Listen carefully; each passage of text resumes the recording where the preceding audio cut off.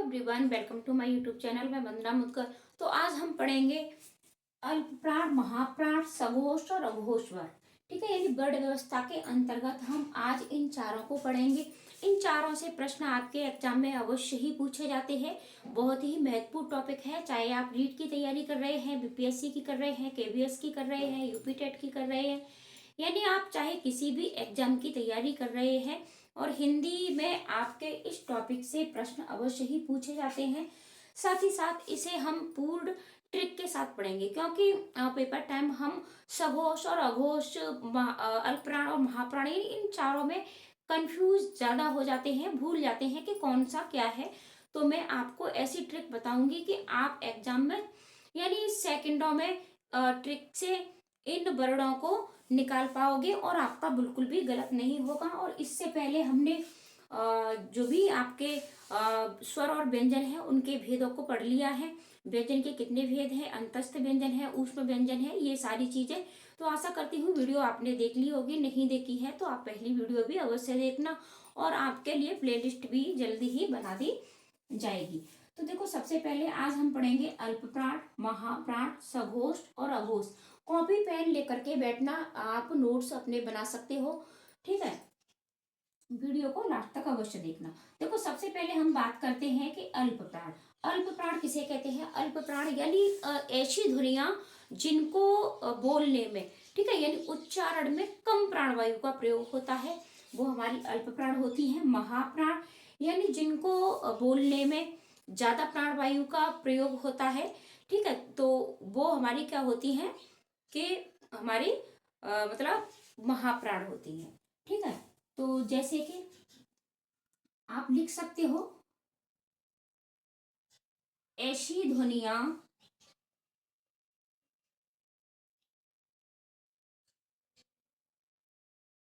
जिनके उच्चारण में कम प्राणवायु का प्रयोग होता है। यानी अल्पप्राण क्या है? ऐसी ध्वनियां जिनके उच्चारण में कम प्राणवायु का प्रयोग होता है। अब इसकी ट्रिक मैं आपको बता दूं। ठीक है, ट्रिक मैं थोड़ा बाद में बताऊंगी। यानी समस्त व्यंजन,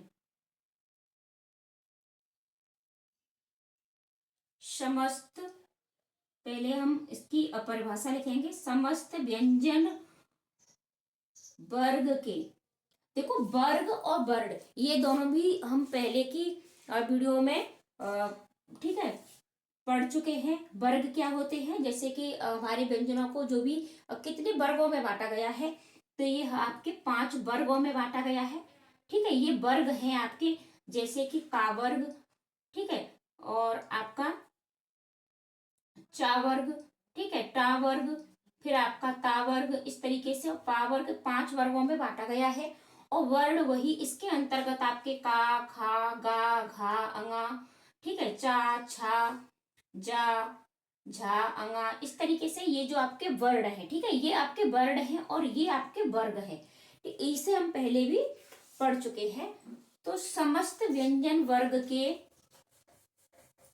ऐसा नहीं है कि इसमें सिर्फ काई वर्ग आएगा या टा वर्ग आएगा, ता वर्ग आएगा, इस तरीके से नहीं है। ये समस्त आपके 5 वर्ग, ठीक है, समस्त व्यंजन वर्ग के पहला, तीसरा और पांचवा वर्ण। अब देखो, ये वर्ण है, ठीक है, वर्ण यानी अक्षर आपका। पांचवा वर्ण क्या होता है? अल्प प्राण होता है।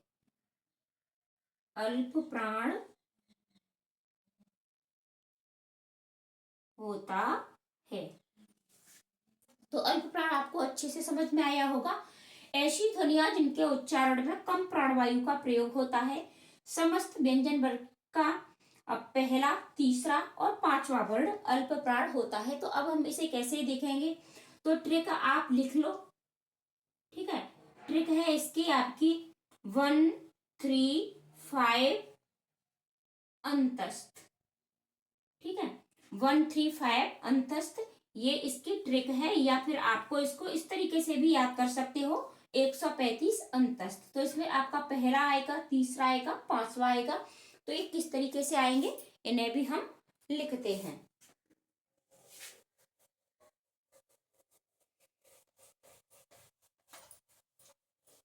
ज्यादा स्पीड भी नहीं है, आशा करती हूँ कि आप अपने नोट्स साथ ही साथ बना रहे होंगे। और अगर आपको पीडीएफ चाहिए तो पीडीएफ के लिए आप टेलीग्राम को ज्वाइन करें, वहां आपको पीडीएफ मिल जाएगी। अब देखो, हमने पढ़ा था अल्प प्राण के अंतर्गत कौन कौन से आते हैं। पहला आता है, ठीक है, तीसरा आता है, और आपका पांचवा आता है, और साथ ही साथ अंतस्थ आते हैं। अब का वर्ग में पहला कौन सा है, आपका काई है, ठीक है। तीसरा आपका गा हो गया, पांचवा आपका अंगा हो गया, ठीक है। इसके बाद चा में चा हो गया, छा को छोड़ देंगे, जा हो गया। फिर इसके बाद आपका अंगा हो गया। इसके बाद टा, ठा छोड़ दिया, डा, ढा, और फिर ये आपका अड़ा आ गया, ता, दा, और ये ना, ठीक है। यहाँ आपका पा, ये आपका बा, पा, फा, बा, भा, और यहाँ आपका मा। 1 2 3 4 5, ये आपके पांचों वर्ग हो गए। तो इसमें ये आपका पहला, तीसरा और पांचवा, ये वर्ण आपके क्या होते हैं, ये आपके अल्प प्राण होते हैं। साथ ही साथ हमने पढ़ा है ट्रिक में कि 135 अंतस्थ, और अंतस्थ व्यंजन आपके कौन कौन से होते हैं। तो अंतस्थ व्यंजन आपने पढ़ लिए हैं पहले, य, र, ल और व, ठीक है। तो का, गा, ङ, च, ज, ङ, ट, ड, ण, त, द, न, प, ब, म, और य, र, ल, व, ये आपके क्या है, ये आपके अल्प प्राण है, ठीक है। नोट कर लिए होंगे। तो आपको बस कुछ याद नहीं रखना है अल्प प्राण के लिए, 135 अंतस्थ। लेकिन अंतस्थ व्यंजन आपको पता होना चाहिए कि अंतस्थ व्यंजन आपके कौन कौन से हैं। तो ये चारों आपके अंतस्थ व्यंजन है, और पहला, तीसरा और पांचवा ये आपके अल्प प्राण होते हैं। अब बात कर लेते हैं महाप्राण की।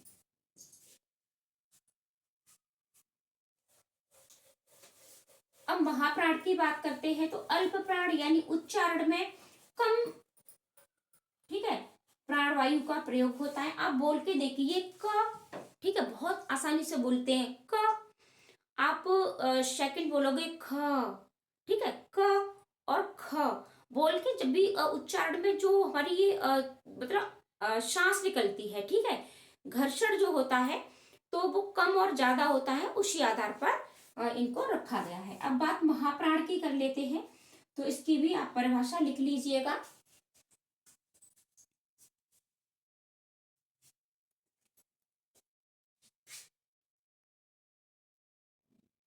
ऐसी ध्वनियां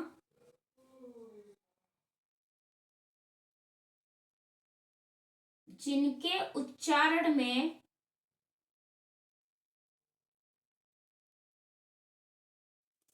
अधिक प्राणवायु का प्रयोग होता है, ठीक है, अधिक प्राणवायु का प्रयोग होता है। यानी महाप्राण क्या है, महा यानी ज्यादा, बड़ा हो गया, महा मतलब बड़ा, और अल्प में छोटा, जिसमें कम प्राणवायु का प्रयोग होता है अल्प प्राणवायु, और जिसमें ज्यादा का होता है महाप्राणवायु। अब इसकी भी ट्रिक है, ठीक है, तो ट्रिक भी मैं आपको लिखाऊंगी। अब इसमें भी आपको लिखना है समस्त व्यंजन वर्ग का दूसरा, ठीक है, क्योंकि अल्प में आपका पहला हो गया था, तीसरा हो गया था, पांचवा हो गया था। अब आपका बचा कौन सा, दूसरा और चौथा। तो समस्त वर्ग का दूसरा और चौथा वर्ड क्या क्या होता है, महाप्राण होता है। महाप्राण होता है। अब इसकी ट्रिक क्या है,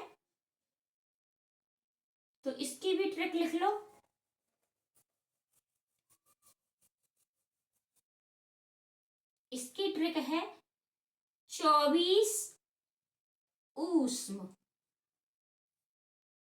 ठीक है, ये इसकी ट्रिक है, 24 ऊष्म या 24 ऊष्म, जैसे भी आपको सही लगे।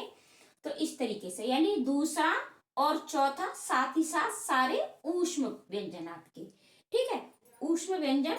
और आपका दूसरा और चौथा, दूसरा चौथा क्या है, समस्त, ठीक है, व्यंजन वर्ग के, जो भी आपका का वर्ग, खा वर्ग, चा वर्ग, ये सभी हैं आपके। ठीक है, कौन कौन से होते हैं, का वर्ग होता है, आपका चा वर्ग होता है, टा वर्ग होता है, ता वर्ग होता है, और आपका पा वर्ग होता है। 5 वर्ग होते हैं। और इनमें संख्या कितनी होती है, संख्या आपकी 25 होती है। पांच आपके वर्ण होते हैं, और इनको क्या कहते हैं, इनको स्पर्श व्यंजन कहते हैं। ठीक है, स्पर्श व्यंजन कहते हैं। तो अब इसके अंतर्गत आपके महाप्राण में कौन कौन से आएंगे, इनको आप लिख लीजिएगा। ठीक है, महाप्राण के तो ट्रिक है हमारी 25 ऊष्म। और ऊष्म व्यंजन क्या है, ये आपने पढ़ लिया है, पहले वीडियो आपको दी जा चुकी है। तो दूसरा और चौथा, तो दूसरा हमारा कौन सा है, दूसरा हमारा खा है। ठीक है, और चौथा हमारा घा। अब ये तो का वर्ग का हो गया। चा वर्ग में आपका छा और आपका झा। इन्हें आप स्वयं से भी लिख सकते हो, ट्रिक आपको पता ही है। ठीक है, फिर आपका कौन सा आता है, आपका टा वर्ग आता है। तो टा में आपका टा, ठा, डा और अढ़ा। ठीक है, ये आपके 3 हो गए। इसके बाद आपका आता है ता वर्ग। तो ता में आपका ता तो आता नहीं है, ता के बाद दूसरा था, दा और धा। अब इसके बाद आपका आता है 5वां वर्ग। तो इसमें दूसरा वर्ड क्या है, फा है, और चौथा वर्ड आपका भा है। इसके साथ साथ आपके ऊष्म वर्ण आते हैं। तो ऊष्म वर्ण आपके कौन कौन से हैं, ऊष्म व्यंजन आपके कौन कौन से हैं, तो ऊष्म व्यंजन है आपके तीनों शा, शा, शा, और ये वाला भी शा, और साथ ही साथ आपका हा। ठीक है, ये चारों आपके ऊष्म व्यंजन है। और ऊष्म व्यंजन की ट्रिक यही है कि इसमें भी आपको ये सा मिलता है, और ये तीनों सा के साथ साथ आपको हा, ये आपके ऊष्म है। और अंतस्थ य र ल व, तो ये आपके अल्प प्राण और महाप्राण, ये दोनों हो गए। वीडियो थोड़ा लंबी हो रही है, तो अब मैं दूसरी वीडियो आपके लिए बना दूंगी, जिसपे हम पढ़ेंगे सघोष और अघोष। तो समस्त आपको हिंदी की क्लासें कराई जाएंगी, साथ ही साथ आपकी जो भी ईवीएस है, सीडीपी है, यानी रीट की तैयारी आपको फुल प्रिपरेशन कराई जाएगी। चैनल को बस आपको सब्सक्राइब कर लेना है, और वीडियो को अपने दोस्तों को शेयर कर देना है। तो वीडियो कैसी लगी आपको, ये भी कमेंट करके अवश्य बताना। तो मिलते हैं ऐसे ही अगली वीडियो में। आज के लिए इतना ही।